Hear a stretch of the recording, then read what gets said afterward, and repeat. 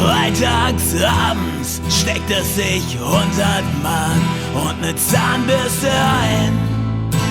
Er zieht die schnellen Stiefel an. Es ist ein gutes Gefühl, frei zu sein.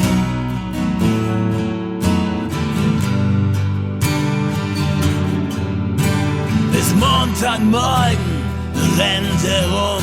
Zwischendurch kommt er nicht mehr nach Haus. Er sieht sich auf der Szene um und nachts probiert er fremde Betten aus. Wenn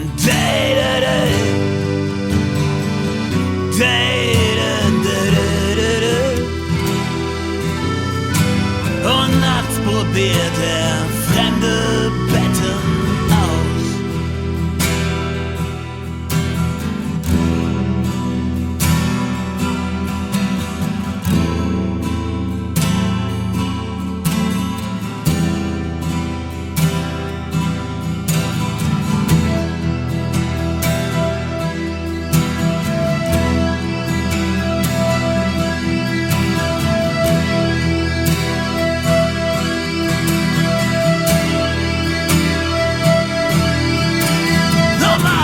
Läuft das sehr gut, doch manchmal gibt es auch ne Pleite. Da wacht er morgens auf und Lady Horror liegt an seiner Seite.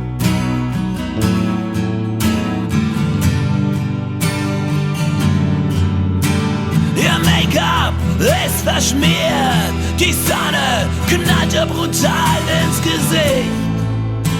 Und dass ihm sowas immer noch passiert, das liegt am Suff und am dunklen Kneipenlicht.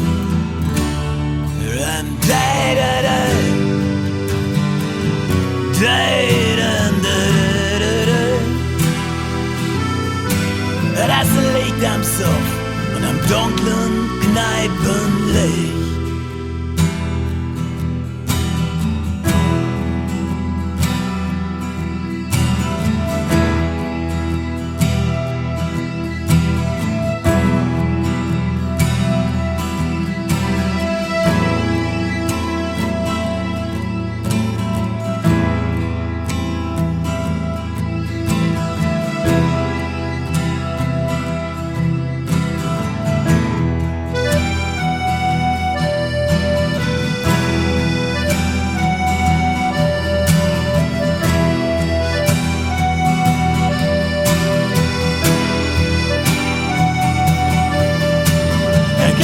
In die Madman-Diskothek, das soll die große Action sein. Das sind zwar jede Menge Leute, doch er fühlt sich trotzdem sehr allein.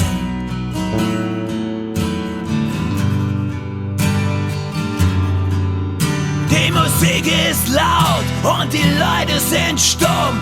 Die hängen da rum und manche gucken sehr dumm, so als hätten sie in ihren schönen Köpfen leider nur ein Vakuum.